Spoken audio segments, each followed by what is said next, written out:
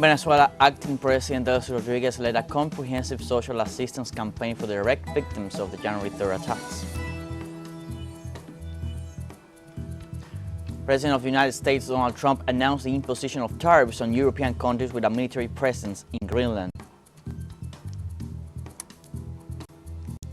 And in Chile, the situation with the fires affecting the central and southern parts of the country has worsened in recent hours to such an alarming degree that the President of the Republic, Gabriel Boric, has decided to declare a state of catastrophe. Hello, welcome to From the South. I'm Luis Alberto Matos from the teleSUR studios in Havana, Cuba. We begin with the news.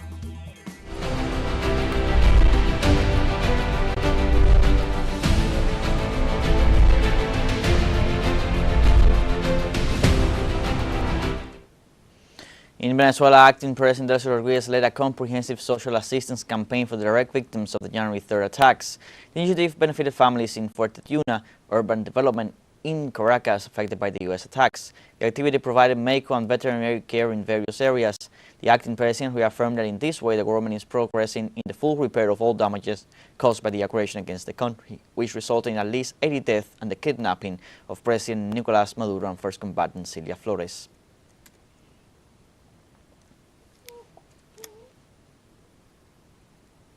And in Venezuela, recreation and cultural activities were held in Ciudad Tiuna, Caracas, a place that was bombarded by the United States government in the early hours of January 3rd. More details in the following work. The Ciudad Tiuna housing complex, built as a part of the Great Mission Vivienda Venezuela, is located within the military installations for Fuerte Tiuna in southern Caracas. About 5,000 families live there, and that witnessed the bombardment and the U.S. military incursion. I still haven't gotten over it. I might get through it, but I don't think it's going to be easy. Waking up to the attack, to the bombardment, seeing the planes so close, opening the window and watching them circle around, swooping like vultures, and launching their missiles, the sound was horrific. I was alone with my two daughters and granddaughters, and we didn't know what to do. The recreational activities were called Our Culture is Peace and were aimed at children, adolescents, and older adults with the goal of providing them with entertainment and leisure. There are a lot of traumatized people here, especially the grandparents and children, because of what we went through. This activity seems perfect for us because the community really needed it. It was a horrible, thunderous noise that's still in my mind. It was intense, but we are overcoming it, and little by little we will get through this. I know God is with us, and I believe we will get the president and his wife back. Our demand is that our president Nicolás Maduro and the first combatant be freed, and this is further proof that we do not have weapons. The farmers here, we are cultivators, there are many neighbors, our weapons can be our musical instruments, painting, poetry, and that is what will keep us, among other things, in the ongoing struggle. This location houses the Ezequiel Zamora Commune Circuit, which under the slogan, Our Culture is Peace, highlight the peaceful nature of Venezuelans. We are a Venezuela of peace, of love, of culture, of education and of respect, and after what they did to us, we were not prepared, and we will never be prepared. I experienced it, and it still gives me a kind of nostalgia, fear because seeing the expressions of my neighbors, the shout of evacuate, seeing the helicopters in front of me invading my space, invading my Venezuela, invading my family, hearing the screams of my neighbors, seeing grandmothers running and others who cannot run, and many came out, even without clothes, and hearing that roar that I still have in my ear.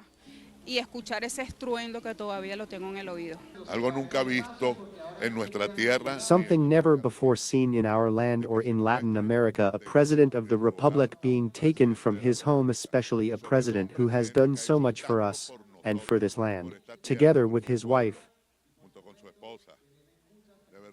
Truly, for us Venezuelans, it is something indescribably horrible, and we are standing in struggle for his return. El gobierno venezolano procederá a The atender Venezuelan government will proceed to carry out repairs on more than 4,000 homes that were affected by the United States military aggression. en la cámara de José Luis Briceño, Leonardo Urrieta, Telesur, Caracas, Venezuela. And in Switzerland, international solidarity with Venezuela was expressed outside the United Nations headquarters, where demonstrators demanded an end to external aggression against the country. Social movements gathered outside the United Nations headquarters in Geneva for a large day of international solidarity with Venezuela. Demonstrators called for the freedom of constitutional President Nicolás Maduro and the immediate end to external aggression against the homeland of Simón Bolívar. Under the slogan, Venezuela is not alone, the event reinforced a global appeal to respect Venezuelan sovereignty and to pursue a political solution based on international law, while rejecting what organizers describe as complicit silence in the face of ongoing threats.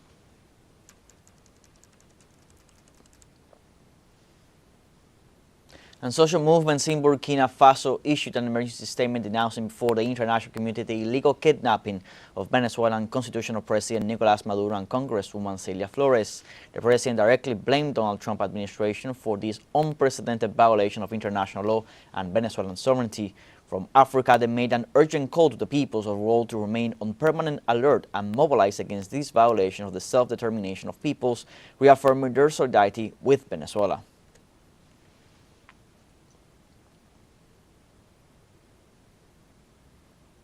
And in Canada, dozens of people gathered in front of the U.S. consulate in Vancouver in a peaceful demonstration of solidarity with the Venezuelan people.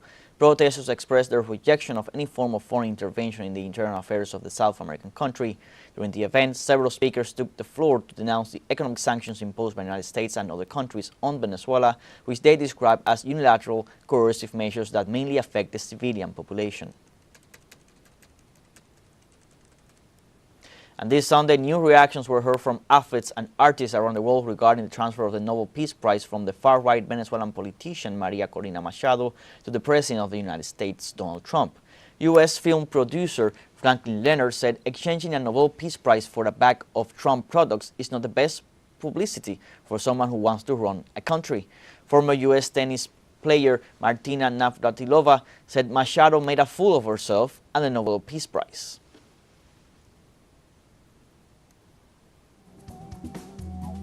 Now, our first break coming up. First, remember you can join us on TikTok at teleSUR English, where you'll find news in different formats, news updates, and much more.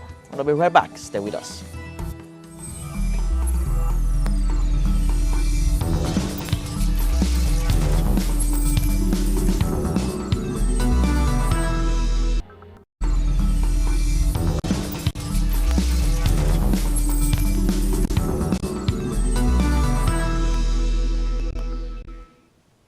Welcome back. In Ecuador, the drug scandal involving the family of President Daniel Noboa escalates with a scheme to smuggle more than 2 tons of cocaine. It is known as the blasted case, as the containers where 2.6 tons of cocaine were found between March 27th and the 28th, 2025, were, according to the anti-drug police, manipulated and cloned in the yard of the blasted company, a public limited company. The area is located in the DP World Pozorja port in the province of Guayas and belongs to the Noboa Global Companies. Currently, there are 5 people in custody, and investigations have concluded that Chilean citizen Álvaro Guillermo Becker, husband of the first vice president of the Ecuadorian Assembly, Michel Mancheno, is the manager of the company, and Silvia Sanchez, a personal friend of Álvaro Noboa, father of the head of state, is the president of the company. Suspiciously, and despite this being a flagrant case, the process is experiencing unusual delays, and the trial hearings have been postponed several times.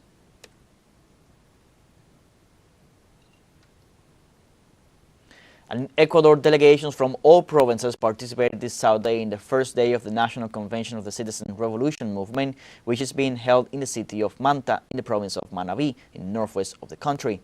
During the convention, working groups were set up to analyze issues such as strengthening the movement's organization, assessing the legislative bloc, local government management, the updating of the political ideology, and the analysis of the national, regional, and international context. The meeting is being held at the Manabí Educational Unit Coliseum and brings together about 500 delegates in person. According to the movement's leader, Rafael Correa, more than 14,000 members will participate virtually in the internal election process on Sunday.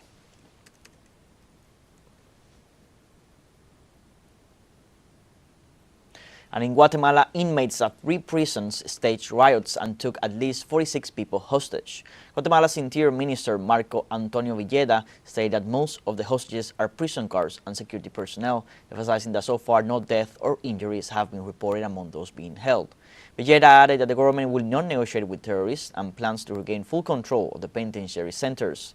The Interior Minister also said the disturbances were allegedly coordinated by the Barrio 18 gang, claiming that its leader is seeking to be transferred to another prison in order to obtain better conditions and special treatment. While hostage-taking incidents involving prison guards have occurred in Guatemala in the past, authorities noted that the current number of hostages is significantly higher than in previous cases.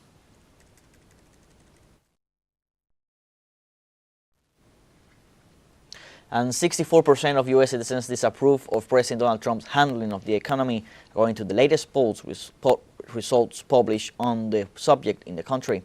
The study conducted by PBS, NPR, and Marist, prestigious organizations in media and polling, reveals that only 36% of the population agrees with the White House's economic management. This figure shows that since December 2025, when the research was conducted, approval has dropped 38%, the lowest since the end of President Trump's first term.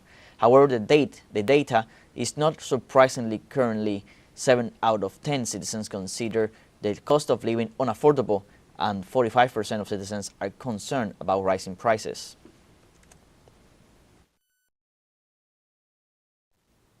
Also in the United States, a federal judge in Minnesota has imposed new restrictions on how immigration agents may interact with demonstrators following escalating tensions between protesters and federal officers in the state.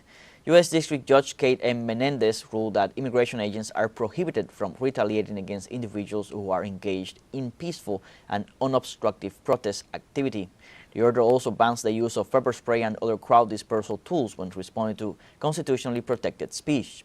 In addition, the ruling states that federal agents may not stop or detain protesters who are in vehicles unless they are forcibly obstructing or interfering with official duties. The decision aims to safeguard First Amendment rights while clarifying the limits of federal enforcement actions during public demonstrations.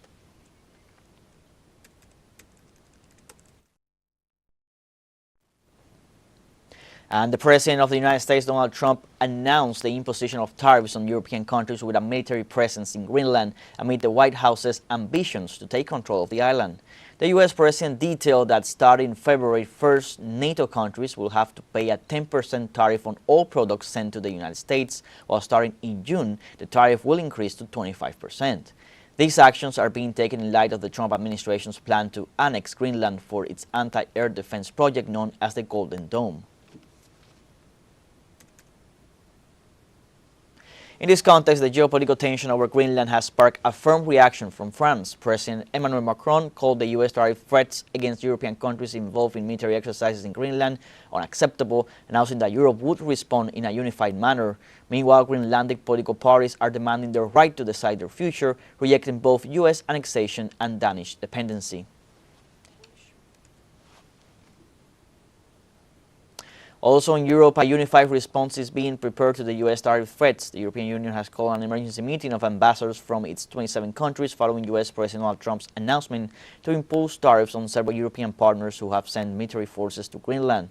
Trump sent an initial tariff of 10% on countries such as Denmark, France, Germany, and the United Kingdom, which would increase to 25% until an agreement is reached for the purchase of the island. This imperialist measure by the U.S. seeks to extend its control over resource-rich and strategically important territories, undermining the sovereignty of peoples and international law. We have come to our second break. Before we invite you to visit our Facebook page at teleSUR English, there you'll be able to watch our top stories, special live coverage, and much more. Follow our page and activate the notification button to stay up to date on the world's most recent events. A final break, don't go away.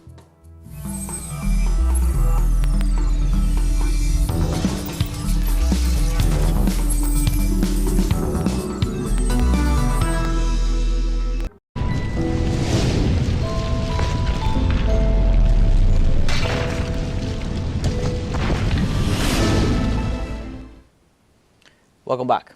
In Chile, the situation with the fires affecting the central and southern parts of the country has worsened in recent hours to such an alarming degree that the President of the Republic, Gabriel Boric, has decided to declare a state of catastrophe. The measures is aimed at the regions of Ñuble and Biobío, which have reported a worsening of the disaster. Local authorities in cities such as Penco in the Biobío region report that after 1:30 a.m. local time, the fire has continued to spread, affecting densely populated areas, and there may be people trapped, as shown in some videos circulating on social media. The Ñuble region is also on red alert, with more than 4,700 hectares affected by the flames. After the announcement by the Minister of the Interior, Álvaro Elizalde, about the presidential decree, a post by the head of state on his social media accounts followed, informing that resources are available for the affected areas. An evacuation process has been initiated for the El Durazno sector due to the forest fire affecting that area in the Penco commune. We ask people to evacuate calmly with their emergency kit, following the instructions of the personnel who are managing the emergency on the ground. The director of the National Forestry Corporation of Chile, Norma Perez, confirmed that all resources remain deployed to combat the forest emergency affecting the country. In an advance of 600 hectares, we must mention that we are working with all the resources we have available, deployed throughout the area affected by this fire, in order to contain it as soon as possible. Additionally, we want to inform the community that we are dealing with 10 more fires in the region, for which we have deployed all our resources to try to contain this emergency. For this reason, I once again urge people to take extra precautions. And UN Secretary General Antonio Guterres called on the nations of the world to unite to fight against threats that seek to undermine world peace and disrupt the multilateral system.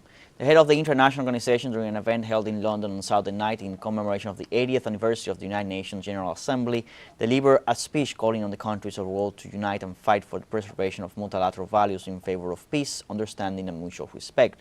Guterres called this year the beginning of a new chapter in international history, which requires a perspective of interconnectivity and solidarity. At the end of his speech, the Secretary General highlighted the organization's role in the fight against the proliferation of conflicts, support for sources of eco-sustainable development, and the protection of human rights.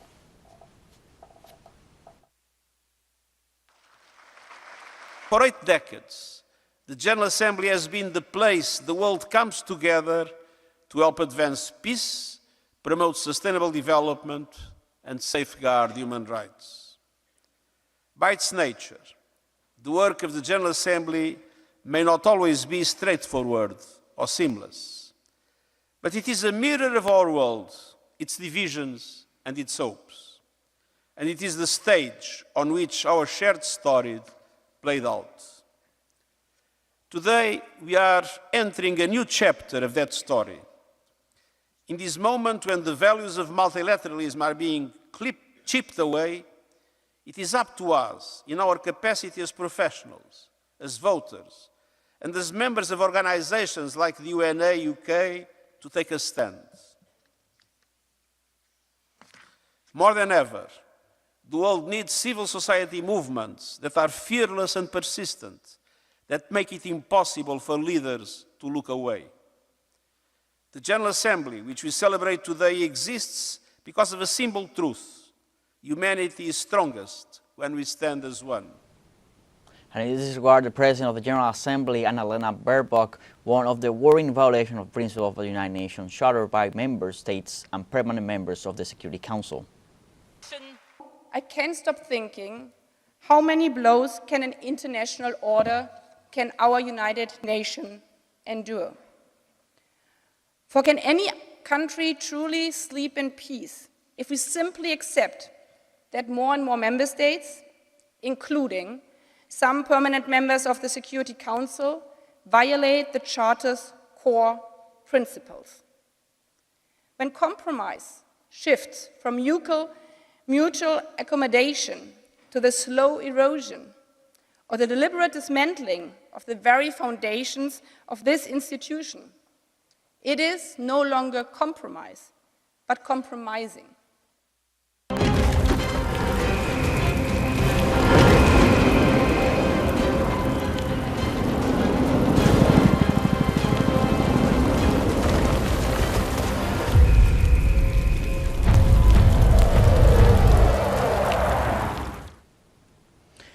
In In Palestine, Israeli attacks on civilian areas in the Gaza Strip have resulted in a severe water crisis. In light of the continuing Israeli raids, the drinking water supply was paralyzed after damage to the pipes. According to experts, the rainwater drainage and sewage system is one of the most damaged sectors, with a reported 80% decrease in capacity. In this regard, Palestinian authorities warned that the people of Gaza are facing difficult conditions amidst the destruction caused by the Zionist aggression.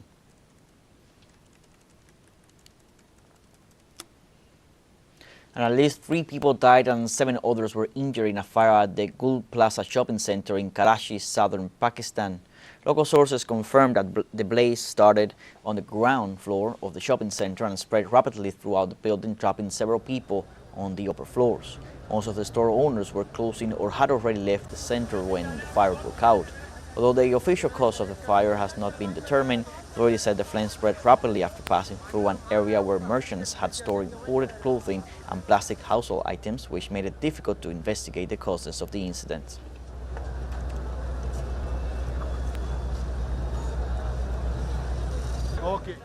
And the Iraqi Ministry of Defense completed this Sunday the full takeover of the Ain al-Assad air base located in the western province of Anbar, following the complete withdrawal of U.S. troops. The Chief of Staff of the Iraqi Army, Abdul Amir Jalala, supervised the assignment of duties. The senior official stressed the importance of ensuring the security and protection of the base, which is the second largest in the area.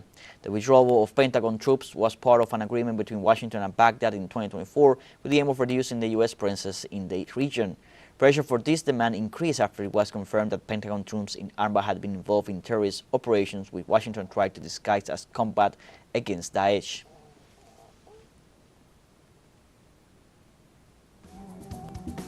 We have come like this to the end of this news brief. You can find these and many other stories on our website at telesurenglish.net. So join us on social media: Facebook, X, Instagram, Telegram, and TikTok. For TeleSUR English, I'm Mr. Alberto Matos. Thank you for watching.